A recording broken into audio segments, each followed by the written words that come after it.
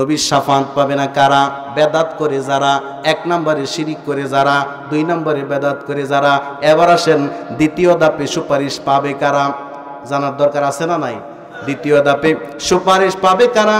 আল্লাহর নবী সাল্লাল্লাহু আলাইহি ওয়াসাল্লাম বলেছেন, এক নম্বর যারা শিরিক করে নাই, দুই নম্বর গ্রুপ হলো যারা বেদাত করে নাই, তিন নম্বর গ্রুপ হলো যারা আজানের জবাব দিত।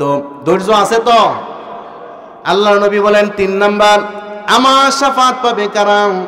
আল্লাহর নবী বলেন জাহান্নামে যাওয়ার আগে আমি সুপারিশ করে সুমেরে জান্নাতে ঢুকিয়ে দিব। এই গ্রুপটা হলো তিন নম্বর একটা গ্রুপ। এই সম্পর্কে হাদিস বর্ণনা আছে, বিভিন্ন হাদিসের ভিতরে উল্লেখ আছে, বিশেষ করে তিরমিজি শরীফের 3614 নং হাদিস, 3614 নং হাদিসে উল্লেখ আছে। নবী করিম সাল্লাল্লাহু আলাইহি ওয়াসাল্লাম বলেছেন, ইজা সামি'তুল মুয়াজ্জিনা, যখন তোমরা মুয়াজ্জিনকে আযান দিতে শুনবা, ফাকুলু মিসলা মা ইয়াকুলুল মুয়াজ্জিন, তখন মুয়াজ্জিন যা যা বলবে তোমরা তা তা বলে উত্তর দিবা। মুয়াজ্জিন যখন বলবে আল্লাহু আকবার আল্লাহু আকবার, আমরা কি বলবো? মুয়াজ্জিন যখন বলবে আশহাদু আল্লা ইলাহা ইল্লাল্লাহ, আমরা কি বলবো? আশহাদু আল্লা ইলাহা ইল্লাল্লাহ। মুয়াজ্জিন যখন বলবে আশহাদু আন্না মুহাম্মাদার রাসূলুল্লাহ, আমরা কি বলবো? না, সাল্লাল্লাহু আলাইহি সাল্লাম বলা যাবে না। আল্লাহর নবী বলেন এখানেও বলতে হবে আশহাদু আন্না মুহাম্মাদার রাসূলুল্লাহ, এই কথাটা বলতে হবে। কথা বুঝছেন? আমি হাদিস থেকে কথা বলছি না বানাইতেছি। এই জায়গায় দুরূদ শরীফ আপনার বিলম্ব করে পড়তে হবে। আজানের জবাব দেওয়ার পরে এই জায়গার দুরূদ শরীফ পড়তে হবে, কারণ দুরূদ শরীফের চেয়ে নবীকে নবী হিসাবে মানার সাক্ষী দেওয়াটা বেশি জরুরি। এই জন্য আপনার এখানে আশহাদু আন্না মুহাম্মাদার রাসূলুল্লাহর অর্থ হলো, ও নবী আমি সাক্ষ্য দিচ্ছি নিশ্চয় আপনি রাসূলুল্লাহ। সুবহানাল্লাহ বলে এই আমলটা করব। আল্লাহ নবী বলেন তবে ইল্লা হাইয়া আলা তাইন, হাইয়া আলাস সালাহ আর হাইয়া আলাল ফালাহ যখন বলবে তখন জবাবটা শুধু ভিন্ন হবে। হাইয়া আলাল ফালাহ আর হাইয়া আলাস সালাহর সময় জবাব হবে লা হাওলা ওয়ালা কুওয়াতা ইল্লা বিল্লাহ। এরপরে আল্লাহু আকবার আল্লাহু আকবার এভাবেই বলবেন। এরপরে লা ইলাহা ইল্লাল্লাহ এভাবেই বলবেন। মুয়াজ্জিন যখন বলবে আস-সালাতু খায়রুম মিনান নাওম, তখন বলবেন সাদাকতা ওয়া বারারতা। এগুলো প্রমাণিত। আল্লাহ নবী বলেন এইভাবে যারা প্রত্যেকদিন জবাব দেয়, এরপরে সুম্মা সাল্লু আলাইয়া সালাতান, আজানের মৌখিক জবাব দেওয়ার পরে দুরূদ শরীফ পাঠ করো।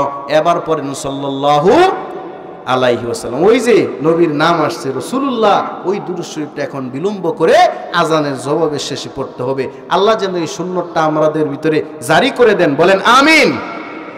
আল্লাহর নবী বলেন সুম্মা সাল্লু আলাইয়া সালাতান, আমার উপর দুরূদ পড়ো, কারণ মান সাল্লা আলাইয়া সালাতান সাল্লাল্লাহু আলাইহি আশরান, যে ব্যক্তি একবার দুরূদ পড়বে আল্লাহ রাব্বুল আলামিন তার উপরে 10টা রহমত নাজিল করে দিবেন। এরপরে সুম্মা সালুলিয়াল ওয়াসিলা, তোমরা আল্লাহর কাছে আমার জন্য ওয়াসিলা চাও। আজানের যে দোয়াটা আছে ওই দোয়াটা পড়ো। ওই জায়গার ভিতরে একটা শব্দ আছে ওয়াসিলা, একটা শব্দ কি আছে? ওয়াসিলা, আমার জন্য ওয়াসিলা কামনা করো। ওই আজানের দোয়াটা পড়ো। আল্লাহর নবী বলেন ওয়াসিলা কি তোমরা কি জানোনি? সাহাবায়ে কেরাম উৎসুক হয়ে জিজ্ঞাসা করলেন, ওগো নবীজি ওয়াসিলা কাকে বলে? যেটা আপনি নিজেই পেতে চান ওই জিনিসটাকে, এটা তো জানলাম না। আল্লাহর নবী বলে ইন্নাহা মানজিলাতুন ফিল জান্নাহ লা তামবাগি লিআহাদিন ইল্লা লা তামবাগি ইল্লা লিআবদিন মিন ইবাদিল্লাহ। পড়েন আল্লাহু আকবার। আল্লাহর নবী বলেন ওই দোয়ার ভিতরে ওয়াসিলা একটা শব্দ আছে। ওয়াসিলাটা কি? সেটা আমার জন্য চাইবা। ওয়াসিলাটা হইল, আল্লাহর নবী বলেন ইন্নাহা মানজিলাতুন, এটা হলো একটা মর্যাদার আসন, জান্নাতের ভিতরে একজনই পাবে। আল্লাহু আকবার। ওয়ারজু আন আকুনা আনা হুয়া, আল্লাহর নবী বলেন আমার চাওয়া হলো যেন রব্বুল আলামিন আমাকে ওই ওয়াসিলা নামক জায়গাটা দান করেন। সবাই জোরে বলেন আমিন।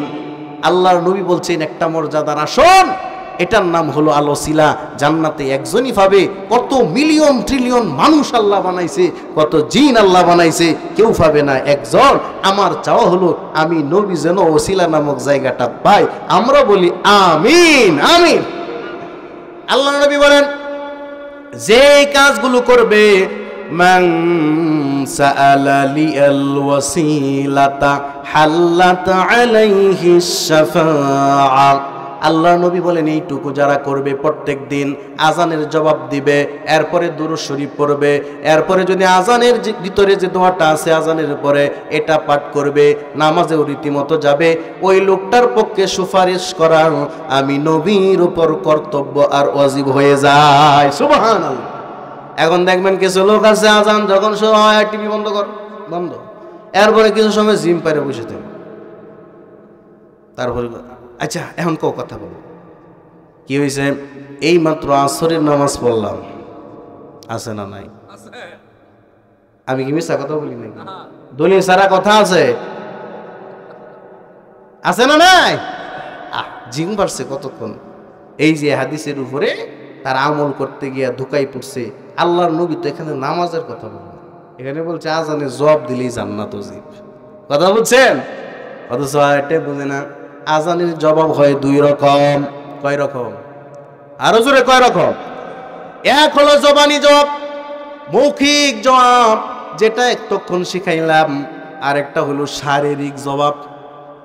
আজান দিয়া ডাকছে মানে আসরের নামাজ পড়তে হবে, ঠিক না বে ঠিক? এইটা যদি আপনি না করেন, মানে মৌখিক জবানের পর আপনি যদি শারীরিক জবাব না দেন, রব্বুল আলামিনের দরবারে কিন্তু পার পাবেন না, ঠিক না বে ঠিক বলেন? তাহলে আজানের জবাব কয় প্রকার? একটা মৌখিক আর একটা শারীরিক। আপনি মুখে বললেন চলবে না, নামাজ পড়তে হবে, ঠিক না বে ঠিক বলেন? তাহলে 3 নাম্বার, নবীর শাফাত পাবে কারা? যারা ঠিকমতো নামাজ পড়ে, আজানের জবাব দেয়, আবার ঠিকমতো নবীর উপরে দরুদের উপরে আমল করে। 3 নাম্বারে নবীর শাফাত পাবে, সুপারিশ পাবে। আল্লাহ আমাদেরকে দলভুক্ত বানায় দেন, বলেন আমিন। 4 নাম্বার, দ্বিতীয় ধাপে নবীজির সুপারিশ পাবে কারা? জানার দরকার আছে না নাই? এটা মুসলিম শরীফে আছে, আবার বুখারীতে উল্লেখ আছে।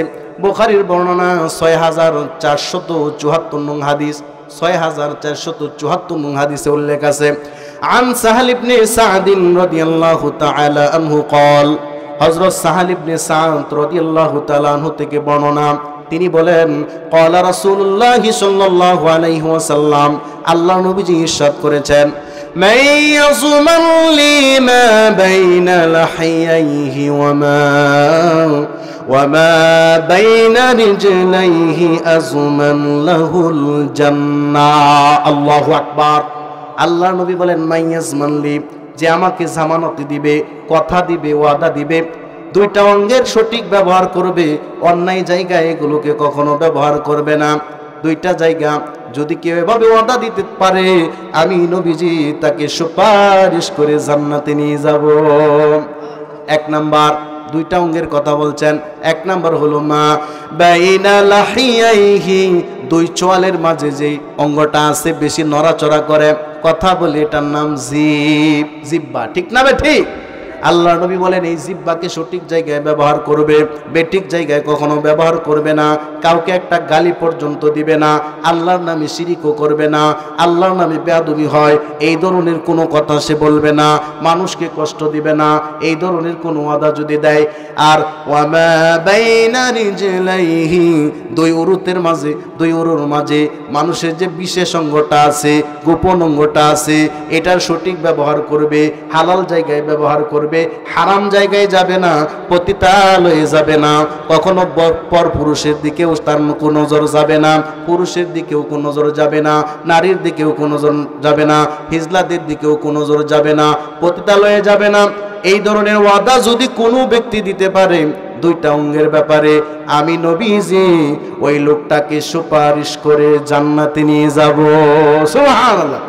আজমান লাহুল জান্নাহ, জান্নাতের জিম্মাদার আমি নবী হয়ে যাইব। 2টা অঙ্গের কথা বলছেন, এই 2টা অঙ্গের গুরুত্ব আছে না নাই? একটা হলো জবান আর একটা হলো লজ্জাস্থান। এই সম্পর্কে আরেকটা হাদিস তিরমিজি শরীফে 2004 নং হাদিস। আল্লাহর নবীকে একবার প্রশ্ন করা হলো, ওগো নবীজি সংক্ষেপে বলে দেন কোন আমল করলে বেশিরভাগ মানুষ জান্নাতে যাবে আর কোন আমল করলে বেশিরভাগ মানুষ জাহান্নামে যাবে? জানার দরকার আছে না নাই?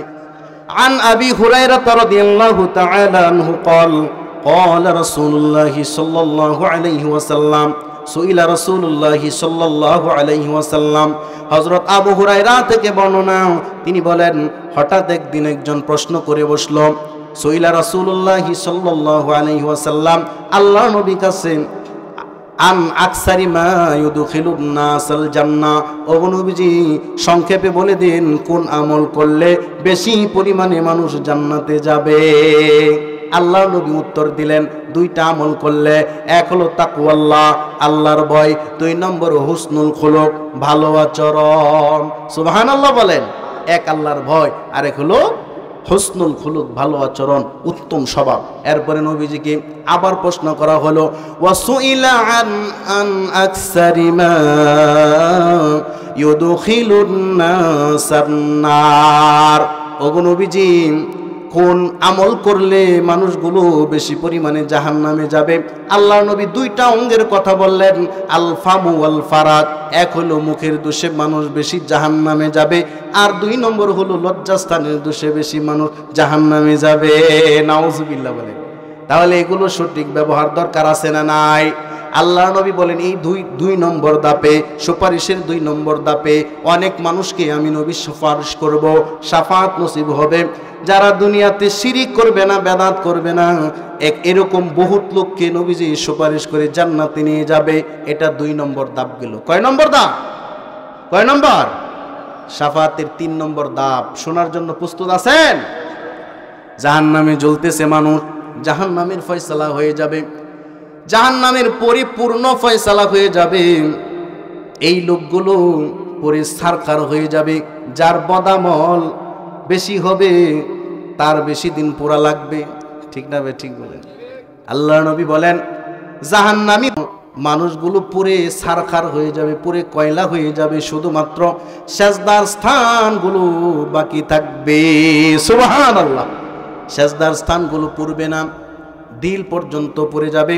কারণ তাত্তালিউ আলাল আফইদা, জাহান্নামের আগুন এত ভয়ঙ্কর হবে রে বাজান, এত ভয়ঙ্কর হবে, অন্তর সহ পুরে সারখার করে দিবে। নাউজুবিল্লাহ বলেন। আল্লাহ নবী বলেন, সংক্ষিপ্ত কথা, বুখারী শরীফের ৭৫১০ নং হাদিস থেকে বলছি, ৩য় ধাপের সুপারিশ। আল্লাহ নবী বলেন কিছু লোক যখন আমল নামা হাতে পেয়ে যাবে তখন বুঝে যাবে আমার বাঁচার কোনো উপায় নাই, কারণ আমি গুনাহগার। আমল নামার ভিতরে লেখা থাকবে কি থাকবে না? থাকবে না? থাকবে না? আমল নামার ভিতরে লেখা আছে এই লোকগুলো নিশ্চিত হয়ে যাবে আমরা জাহান্নামী হবই হব। এই লোকগুলো একটা দল বাঁধবে, কার কাছে যাওয়া যায়? জাহান্নামে ঢুকে পড়লে এরপরে তো কেউ আমাদের কথা শুনবে না, ভালো মানুষ কে আছে খোঁজাখুঁজি শুরু করো। এই কথাটাই শাফাতের হাদিসের ব্যাপার। আল্লাহ নবী সাল্লাল্লাহু আলাইহি ওয়াসাল্লাম বলেন, ইজা কানা ইয়াউমুল কিয়ামা মা জান্নাসু বা'দুহুম ফি বা'দিন, কিয়ামতের মাঠ যখন কায়েম হয়ে যাবে মানুষের ঘনত্ব এত বেশি হবে, মনে হবে একজন মানুষ আর একজন মানুষের ভিতরে ঢেউ খেলতেছে। কারণ আপনারা লক্ষ্য করবেন সাধারণ একটা মিছিল দূর থেকে দেখলে মনে হয় পানির ঢেউ। ঠিক না বে ঠিক? হাশরের ময়দানে সবাই থাকবে বিশাল মাঠ। আগেই বলেছিলাম আল্লাহ নবী বলেন এই বিশাল মাঠের ভিতরে মানুষেরা আমাকে খোঁজার জন্য দৌড়াদৌড়ি করা আরম্ভ করবে। সর্বপ্রথম তারা গোড়ার দিকে যাওয়ার জন্য চেষ্টা করবে। গোড়ার মানুষটার নাম জানি কি? হযরত আদম। হযরত গোড়ার মানুষের নাম কি? আমাদের গোড়ার মানুষ নাম এর নাম কি? বান্দরের ছেলে। আমরা কি বান্দরের ছেলে?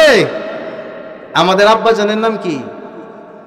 হযরত আদম আলাইহিস সালাতু ওয়াস সালামের কাছে যাবে। ফায়াতুনা আদম আলাইহিস সালাম, গুনাহগার লোকগুলো এবার দৌড়াদৌড়ি শুরু করবে। হযরত আদম আলাইহিস সালাতু ওয়াস সালামের কাছে যাবে, গিয়ে দাবি করবে, আব্বা আপনি তো আমাদের আদি পিতা, আপনি হলেন আমাদের প্রথম পিতা, আপনি আদমের ভিতরে, আদম জাতের ভিতরে প্রথম মানুষ, আপনি তো অনেক অধিকার রাখেন, অনেক সম্মানের অধিকার আপনার আছে। আব্বাজান, আমরা তো আপনারই সন্তান, সন্তান হিসাবে একটা দাবি নিয়ে আসছি।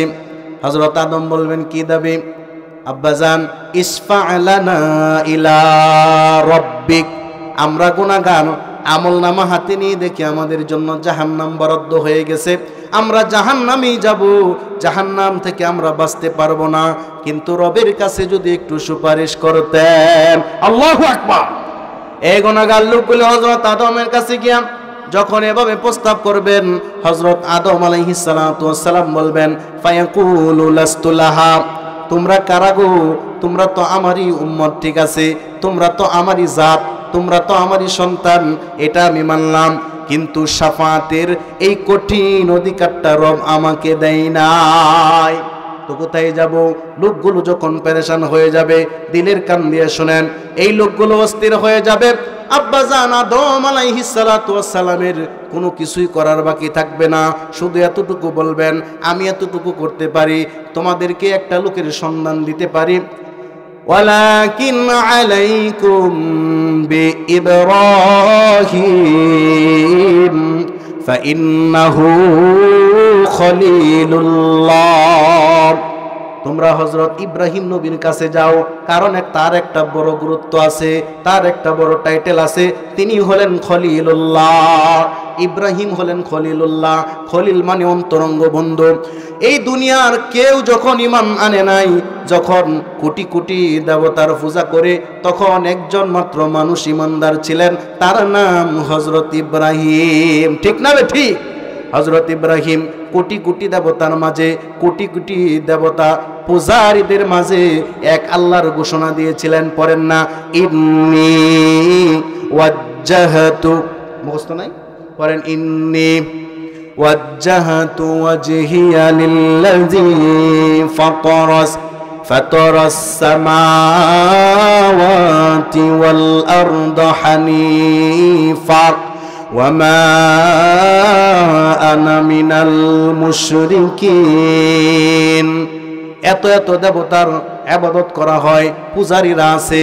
হযরত ইব্রাহিম আলাইহিস সালাম দাঁড়ায় গেলেন, রবের সন্ধানটা পাওয়া মাত্রই হযরত ইব্রাহিম আলাইহিস সালাম দাঁড়ায় বলেন, না না, ও আমার কওমের লোক, ও আমার জাতির লোক, ইন্নী ওয়াজ্জাহতু ওয়াজহিয়া লিল্লাযী ফাতারাস সামাওয়াতি ওয়াল আরদ, আমি চন্দ্রের দিকে তাকাইছিলাম, সূর্যের দিকে তাকাইছিলাম, বড় বড় গ্রহ নক্ষত্রগুলোর দিকে তাকাইছি, আমরা গাছ দেখছি, আমি মাছগুলো দেখছি, মানুষগুলো দেখছি, সব জায়গায় রবকে খুঁজছি, কোথাও রবকে পাই নাই।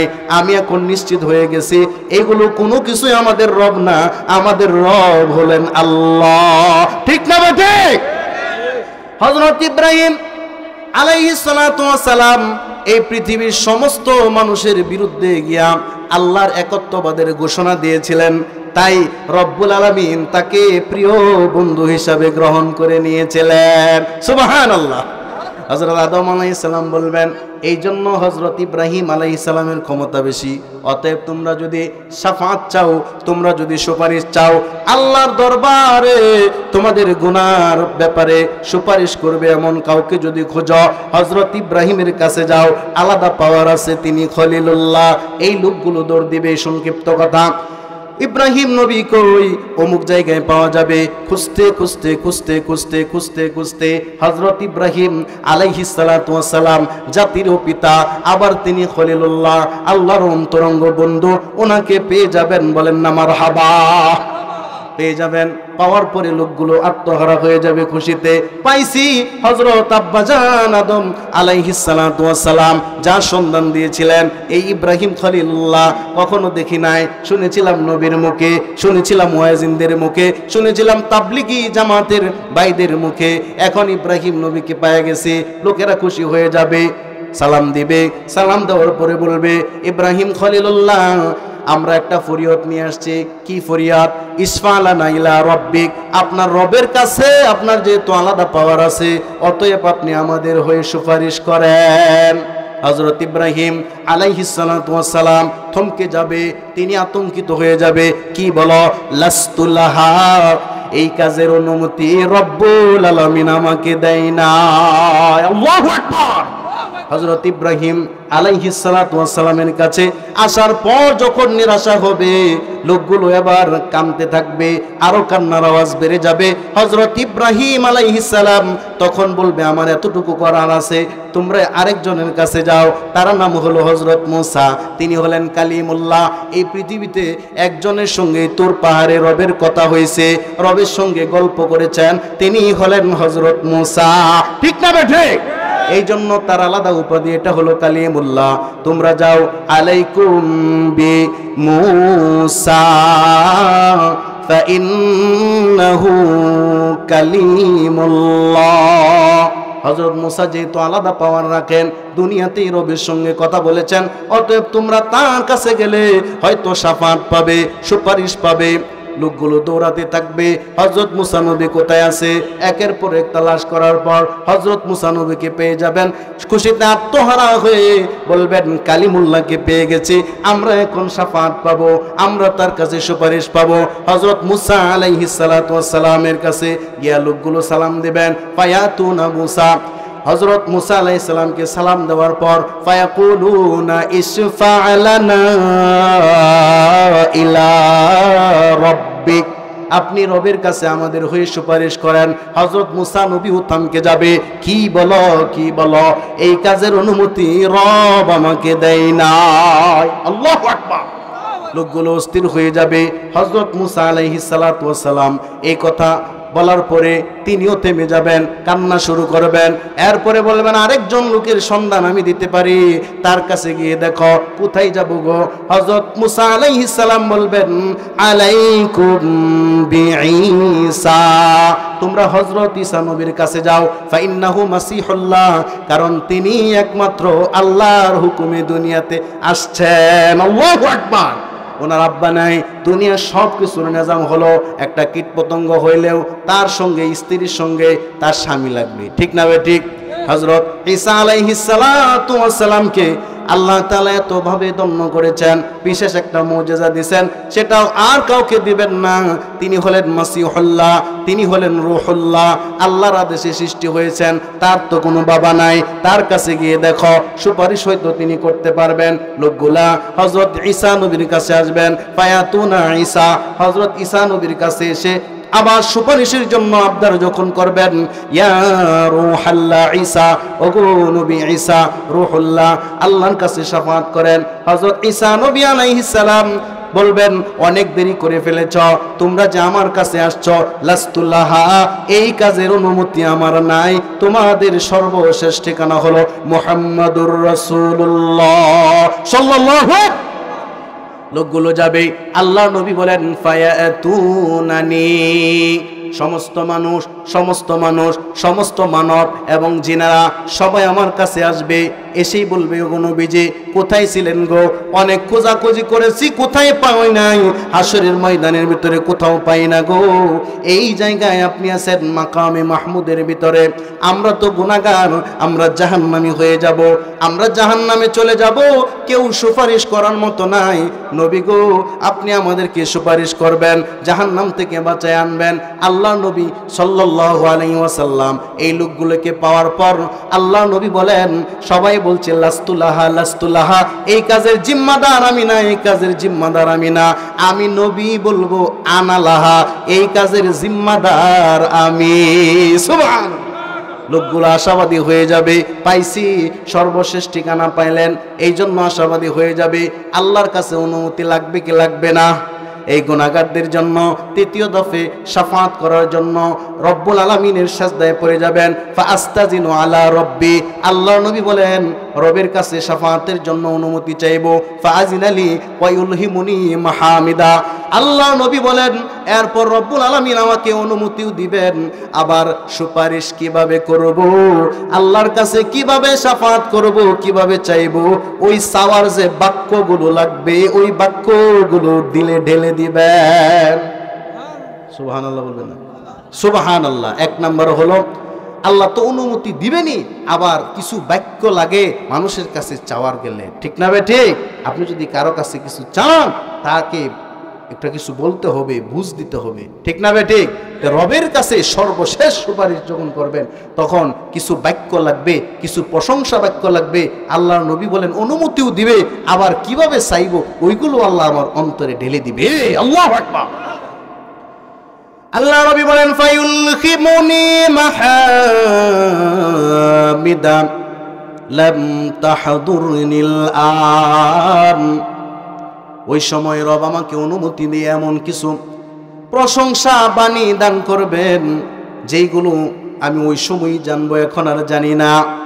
ওইগুলো কোন জায়গা থেকে রব দান করবেন আমি জানি না। ইউলহিমুনি মাহামিদা, কিছু প্রশংসা বাক্য আমাকে দিবেন, আমি নবীজি ওইগুলো নিয়ে যাব। ফাআখিরু লাহু সাজিদান ওয়া আহমাদু লাহু বিতিলকাল মাহামিদ। যেই প্রশংসা বাক্যগুলো, প্রশংসা করার তরিকাগুলো আমাকে রব্বুল আলামিন দিবেন, ওই প্রশংসার বাক্যগুলো দ্বারা আমি প্রশংসা করতে থাকবো। কার? রবের, আল্লাহর। আল্লাহর কার? আল্লাহর প্রশংসা করতেই থাকবো, করতেই থাকবো। এক পর্যায়ে রব্বুল আলামিন আমাকে চারটা কথা বলবেন। ইয়া মুহাম্মদ ইরফা রাসাক, আপনার মাথাটা উঠান। আল্লাহু আকবার। কুল ইউসমালা, আজ কথা বলেন, আপনার কথা শোনা হবে। সাল তুতা, আজকে চান, আপনি যা চাইবেন আপনাকে দেওয়া হবে। ওয়াশফা তুশাফা, আজকে যার হয়ে সুপারিশ করবেন আপনার সুপারিশকে কবুল করা হবে। সুবহানাল্লাহ। আল্লাহর নবী বলেন এরপরে আমি মাথা উঠাবো, মাথা উঠাইয়া আমি বলবো ফাআকুলু উম্মতি উম্মতি, ইয়া রব আমার উম্মত জাহান্নামে জ্বলে। আল্লাহু আকবার। আল্লাহ তাআলার দয়া হবে, আল্লাহ তাআলা বলবেন নবী ইনতলিক ইলান্না, আপনি জাহান্নামে তাড়াতাড়ি যান। ফাআখরিজ মিনহা মান ক্বালা ফি কলবিহি মিসলা শাঈরাতিন মিনাল ঈমান, ওইখান থেকে যাদের অন্তরের ভিতরে বুটের দানার মতো, জবের দানার মতো, ভুট্টার দানার মতো ঈমান থাকবে, তাদেরকে আপনি জাহান্নাম থেকে বের করে নিয়ে আসেন। আর জোরে সুবহানাল্লাহ। আল্লাহ নবী বলেন আমি নিয়ে আসবো, নিয়ে এসে এখন তো পদ্ধতি জেনে গেছি কি কি বলে রবের কাছে চাইতে হবে, ঠিক না বে ঠিক? এখন বলেন বুটের দানার চেয়েও ছোট আছে না নাই? এই জন্য নবীজি আবার সেজদায় পড়ে যাবে। সানিয়ান, আল্লাহর নবী বলেন ফাআউদু সানিয়ান, রবের কাছে আবার আসবো। ওয়া আহমাদুহু বিতিলকাল মাহামিদ, রবের প্রশংসা করব যেভাবে তিনি শিখাইছেন। ওয়া আখিরু লাহু সাজিদান, এবং সেজদায় পড়ে যাব। রব আগের মতোই চার কথা বলবে। ইরফা রাসাক, আপনার মাথাটা ওঠান। কুল ইউসমালাক, আজ কথা বলুন শোনা হবে। সাল তুতাহু, যা চাইবেন দেওয়া হবে। ওয়াশফা তুশাফা, যার হয়ে সুপারিশ করবেন তার পক্ষ থেকে কবুল করা হবে। সুবহানাল্লাহ। আল্লাহ নবী দ্বিতীয়বার আবার মাথা উঠাবেন, মাথা উঠাইয়া বলবেন ইয়া রব্বি উম্মতি উম্মতি, ও রব এতক্ষণে অনুমতি দিয়েছেন যাদের অন্তরের ভিতরে জবের দানার মতো, যাদের অন্তরের ভিতরে বুটের দানার মতো, ভুট্টার দানার মতো ঈমান ছিল, তাদেরকে তো জাহান্নাম থেকে আমি নিয়ে এসেছি, কিন্তু এর চেয়ে তো ছোট আছে, তাদেরকে আমি বাঁচাতে চাই। আল্লাহু আকবার। আল্লাহ নবী বলেন এরপরে রব্বুল আলামিন আমাকে অনুমতি দিবেন, এরপরে বলবেন ইয়া মুহাম্মদ ইনতাকিলান নার ইনতালিক ইলান নার, আপনি জাহান্নামে যান। ফাআখরিজ মিনহা মান কানা ফি কলবিহি মিসকালু যাররাতিন আও খারদালাতিন মিনাল ঈমান। আল্লাহু আকবার। ও নবী আপনি জাহান্নামে যান, এবার যাদের অন্তরের ভিতরে সরিষার দানার মতো, তিলের দানার মতো ঈমান থাকবে, তাদেরকে আপনি জাহান্নাম থেকে বের করে আনেন, জান্নাতে দিয়ে দেব। আল্লাহর নবী বলেন এরপরে আমি তাড়াতাড়ি যাব। ফাআফআলু মিসলামা ইয়াকুলু রব্বি, রব যেমন যেমন বলবেন ওই তেমন তেমন করব। যাদের অন্তরের ভিতরে সরিষা পরিমাণ, সরিষা দানা পরিমাণ, তিলের দানা পরিমাণ আমি ঈমান পাইব, সবগুলোকে জাহান্নাম থেকে বের করে জান্নাতে দিয়ে দেব। এরপরে আমি তো শিখে গিয়েছি, এখন বলেন তো দেখি সরিষার দানার চেয়েও ছোট আছে না নাই? আছে না? আল্লাহ নবী বলেন ফাআউদুহু সালিসান, তৃতীয়বার আবার আসবো। এখন তো পদ্ধতি জেনে গেছি। ফাআহমাদুহু বিতিলকাল মাহামিদ, ওই প্রশংসা বাক্যগুলো আবার বলবো। ও আকিরু লাহু সাজিদান, আবার সিজদায় পড়ে যাব। সিজদায় পড়ে গিয়ে আবার বলবো ইয়া রব, ইয়া রব্বি উম্মতি উম্মতি। ওই প্রশংসা বাক্যগুলো বলতেই থাকবো, বলতেই থাকবো, কাঁদতেই থাকবো, কাঁদতেই থাকবো। এরপর রব আবার ওই যে তৃতীয়বারে ওই কথাগুলোই বলবেন, হে মুহাম্মদ ইরফা রাসাক, আপনার মাথাটা উঠান। কুল ইউসমালান, কথা বলেন শোনা হবে। চান যা চাইবেন দেওয়া হবে। ওয়াসফা তুশাফা, যার ব্যাপারে সুপারিশ করবেন সুপারিশ কবুল করা হবে। আল্লাহ নবী বলেন এরপরে আমার মাথাটা উঠাবো। মাথাটা উঠায়া এরপরে আবারও বলবো ইয়া রব্বি উম্মতি উম্মতি, ও রব আমার উম্মতকে বাঁচান, আমার উম্মতকে বাঁচান। কারণ সরিষার দানার থেকেও ছোট আছে না নাই? আল্লাহ নবী বলেন তৃতীয়বারে রব্বুল আলামিন আমাকে অনুমতি দিবেন যে আদনা আদনা আদনা মান কানা ফি কলবিহি আদনা আদনা আদনা মিসকালি যাররাতিন মিনাল ঈমান। আল্লাহু আকবার। ও নবীজি, সরিষার দানার থেকে ছোট ছোট ছোট তিনবার বলেছেন। অনু থেকে অনু, অনু থেকে অনু, ছোট থেকে ছোট। গামছাগুলো ধোয়ার পরে, পানিগুলো নিংড়ানোর পরে যদি জারা দেওয়া হয়, যে কণাগুলো বের হয় এগুলোকে বলে অনু। আল্লাহর নবীকে অনুমতি দেওয়া হবে। অনু পরিমাণ ঈমান যাদের ভিতরে আছে, এই মুহূর্তে আপনার উম্মত থেকে বেছে বেছে জাহান্নাম থেকে বের করে নিয়ে আসেন আর জান্নাতে দাখিল করে দেন। সুবহানাল্লাহ। আল্লাহ নবী বলেন তৃতীয়বার আমি এই কাজটাই করব। আমি জাহান্নামে যাব, জাহান্নাম থেকে এই লোকগুলোকে নিয়ে আসব। এরপরে আমার মনের ভিতরে আসবে না এর চেয়েও তো ছোট আছে, কারণ রবের চোখ আরো ছোট আছে না নাই? এই জন্য নবীজি আবার সিজদায় পড়ে যাবেন। হযরত আবু সাঈদ খুদরি রাদিয়াল্লাহু তাআলা আনহুর হাদিস, বুখারী শরীফের ৭৫১০ নং হাদিসের শেষে উল্লেখ আছে। আল্লাহর নবী বলেন ফাআউদুহু রাবিআন, চতুর্থবার আবার সিজদায় পড়ে যাব। আল্লাহু আকবার। ফাআহমাদুহু বিতিলকাল মাহামিদ, ওই প্রশংসা বাক্যগুলো আবার বলবো, কারণ পদ্ধতি জানা হয়ে গেছে। ও আখিরু লাহু সাজিদান, সিজদায় পড়ে থাকতেই থাকবো, থাকতেই থাকবো। এক সময় রব আমাকে পূর্বের চার কথা বলবেন, ও মুহাম্মদ মাথা উঠান, আজ কথা বলেন শোনা হবে, আজ যা চাইবেন দেওয়া হবে, যার ব্যাপারে সুপারিশ করবেন কবুল করা হবে। আল্লাহু আকবার, লিল্লাহি তাকবীর। দিন ইসলাম, দিন ইসলাম কায়েম হোক, কায়েম হোক। আমার ভাইজানেরা, আল্লাহ নবী বলেন চতুর্থবার যখন এই কথাগুলো বলবে, আমি আবারও মাথা উঠাবো। মাথা উঠায় বলবো ইয়া রব্বি ইজান লানা ফিমা কানা ফি কলবিহি লা ইলাহা ইল্লাল্লাহ। ও আল্লাহ, যাদের অন্তরের ভিতরে লা ইলাহা ইল্লাল্লাহটা আছে, শুধুমাত্র এইটুকুই জানে, আর কিছু জানে না, শুধু জানে লা ইলাহা ইল্লাল্লাহ। পড়েন লা ইলাহা ইল্লাল্লাহ হাসবি রব্বি জাল্লাল্লাহ মা ফি কলবি গায়রুল্লাহ হাসবি রব্বি জাল্লাল্লাহ মা ফি আমামি গায়রুল্লাহ। নবী মুহাম্মদ সাল্লাল্লাহু লা ইলাহা লা ইলাহা ইল্লাল্লাহ লা ইলাহা ইল্লাল্লাহ লা ইলাহা ইল্লাল্লাহু মুহাম্মাদুর রাসূলুল্লাহ। জবান খুলে পড়েন সাল্লাল্লাহু।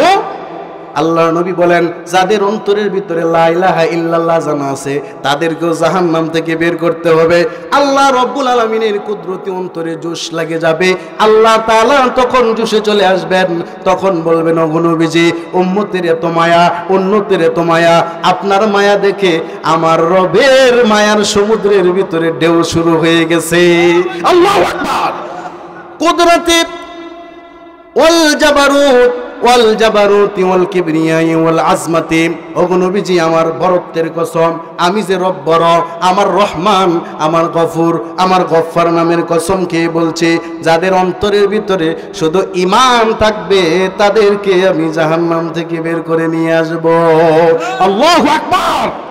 আল্লাহ নবী বলেন এরপরে নিয়ে আসা হবে বিশাল বাহিনী, জাহান্নাম থেকে বের করে নিয়ে আসার পর এবার এই মানুষগুলোর অবস্থা থাকবে জাহান্নামে পুরে কয়লা হয়ে গেছে, কিছুই দেখা যায় না, কিছুই দেখা যায় না, শুধু লা ইলাহা ইল্লাল্লাহর জায়গায় একটু নূর আছে, আর সারা শরীর পুরে তছনছ হয়ে গেছে, কারণ জীবনের কোনো সেজদা নাই। আল্লাহ নবী বলেন জাহান্নামে পুড়তে পুড়তে কয়লা হয়ে যাওয়ার পর এই লোকগুলোকে যখন বের করা হবে, লোকগুলো শুকরিয়া আদায় করবে, এতে আমরা খুশি। আল্লাহ বলেন না না, এতে খুশি করব না, আমি নাহরুল হায়াতি, বুখারী শরীফের পরবর্তী হাদিসের ভিতরে উল্লেখ আছে নাহরুল হায়াত, হায়াত মানে হলো জীবন, নাহর মানে হলো সমুদ্র, নদী। আল্লাহ নবী বলেন একটা সমুদ্র অথবা নদী আছে আমার, যেটা হলো হায়াতের নদী, নদীটার নাম কি? নাহরুল হায়াত। নদীটার নাম কি? আল্লাহ নবী বলেন এই হায়াতের নদী গুণাগুণ হলো এখানে কয়লা রাখলেও মানুষ হয়ে যায়। আল্লাহু আকবার। আল্লাহ নবী বলেন আমি সব লোকগুলোকে বের করব, আর আল্লাহ রব্বুল আলামিন আমার উম্মত থেকে 3 মুষ্টি অথবা 2 মুষ্টি বের করবেন, কুদরতি জোশ আইনা, কুদরতি দয়া দিয়া রব্বুল আলামিন কুদরতি হাতে আমার উম্মত থেকে 3 মুষ্টি উম্মতকে এমনি বাঁচায়া দেবেন। আল্লাহু আকবার। এগুলো বের হবে, বের হওয়ার পরে নাহরুল হায়াত বা হায়াতের নদীর ভিতরে, হায়াতের সমুদ্রের ভিতরে এদেরকে ফেলবেন, ফেলা মাত্র ওই জান্নাতি যুবক যুবতীতে পরিণত হয়ে যাবে। সুবহানাল্লাহ। আল্লাহ নবী বলেন এরপরে আল্লাহ তাআলা এগুলোকে জান্নাতে দিবে। সর্বশেষ যে লোকটা থাকবে অবাক হয়ে যাবে, আল্লাহ জান্নাতের ভিতরে তো কোনো জায়গা নাই, একটা জায়গাও খালি নাই, সব জায়গা জান্নাতীরা দখল করে নিছে, আমি কোন জায়গায় থাকবো? আল্লাহু আকবার। আল্লাহ নবী বলেন এরপরে বলবে ও নবীর উম্মত একটু চিন্তা করে দেখো কোন জায়গা থেকে তোমাকে এনেছি। সংক্ষিপ্ত কথা, আল্লাহ নবী তখন বলেন ওই লোকটাকে রব্বুল আলামিন সবকিছু বিস্তারিত বলবেন নিয়ামতের কথা। তুমি জাহান্নামে জ্বলতেছিলে, সর্বশেষ জাহান্নাম থেকে তোমাকে বের করছে, আমার কুদরতের প্রতি বিশ্বাস আছে না নাই? ওই লোক বলবে হ্যাঁ আছে, আপনার কুদরত আপনার ক্ষমতা সম্পর্কে তো আমার জানা আছে। আল্লাহ তাআলা বলবেন এবার আবার ঢুকো জান্নাতের ভিতরে, দেখো কোন জায়গায় তুমি থাকতে চাও। ওই লোকটা ঢুকবে, ঢোকার পরে কোনো জায়গা খালি নাই, সমস্ত মানুষ সমস্ত জিনেরা নিজ নিজ জায়গা দখল করে নিয়েছে, কারণ জান্নাত তো আর ছোটখাটো না, কত কোটি কোটি মিলিয়ন ট্রিলিয়ন মানুষ থাকবে। এই জায়গার ভিতরে বাড়ি কোথায় খুঁজে পাবে, ফাঁকা জায়গা কোথায় খুঁজে পাবে? মানুষের দ্বারা সম্ভব নাকি? সম্ভব। এবার আল্লাহ তাআলার কাছে দ্বিতীয়বার আসবে, নবীর হাদিস তৃতীয়বার আসবে, তৃতীয়বার আসার পরে ওই কথাই বলবে আল্লাহ আপনি কি আমার সঙ্গে মশকরা করতেছেন কিনা? এখানে আছে তাস্তাখিরু বি ইয়া রব্বি, আপনি কি আমার সঙ্গে তামাশা করতেছেন কিনা, আমাকে হাসাইতেছেন কিনা? আল্লাহ রব্বুল আলামিন বলবে বান্দারে আমার ক্ষমতা সম্পর্কে তো তোমার জানা আছে নাকি নাই? বলে হ্যাঁ ক্ষমতা সম্পর্কে জানা আছে। ফাতামান্না, তুমি এখন তামান্না করো, মনে মনে চাও কেমন জান্নাত তুমি চাও, ঠিক না ঠিক? আল্লাহ তাআলা বলেন এরপরে এই বান্দাটা চাইবে মনের যা চাওয়া আছে, দুনিয়াতে যা যা দেখছে সব কিছু চাইবে। আমাদের চোখের ভিতরে যারা শুটকি মাছ খায়, গরিব মানুষ, তাকে যদি বলা হয় আপনাকে একটা বাড়ি দিবে, সরকারে দিবে, চাও কেমন বাড়ি চাও? আমার মনে মনে জল্পনা হবে 2 সালা একটা টিনের ঘর আর একটু বিট পাকা হইলেই চলবে। লোকটা যদি আর একটু ধনী হয়, 1 তালা বাড়ির মালিক হয়, তার মনের মধ্যে আশা তামান্না থাকবে না 20 তালা বাড়িও আছে, আমার চাওয়া 20 তালা বাড়ি, যার বাড়ি আছে 20 তালা তার চাওয়া হবে না আরো বড়টা 100 তালা, আর যার আছে 100 তালা তার চাওয়া হবে 200 তালা, যার আছে 200 তালা বাড়ি তার চাওয়া হবে হয়তো কিংডম টাওয়ার অথবা পৃথিবীর সবচেয়ে বড় বড় টাওয়ার, ঠিক না ভাই ঠিক? যারা দুনিয়া দেখেছে তাদের কাছে চাওয়া থাকবে না চাঁদের মতো বাড়ি চায়, না চাঁদের মতো না সূর্যের মতো বাড়ি চায়, ঠিক না ভাই ঠিক? ওই লোকের ভিতরে যা কিছু তামান্না থাকবে আল্লাহ বলেন সব দিব। সব দেওয়ার পরে 10 গুণ দুনিয়ার ভিতরে 10টা গুণ যদি আপনি লাগান, এই দুনিয়াটাকে 10টা দুনিয়া বানান। আল্লাহ বলেন বান্দা তুই মনে মনে যা চাইছিস, যা কামনা করছিস ওইটা তো দিলামই, সঙ্গে সঙ্গে 10 দুনিয়া পরিমাণ জান্নাত তোরে বরাদ্দ করে দিলাম। আল্লাহু আকবার। শিরিক করব না, কুফুর করব না, বেদাত করব না। আল্লাহ আমাদেরকে তৌফিক দান করুন, বলেন আমিন। ওয়া আখিরু দাওয়ানা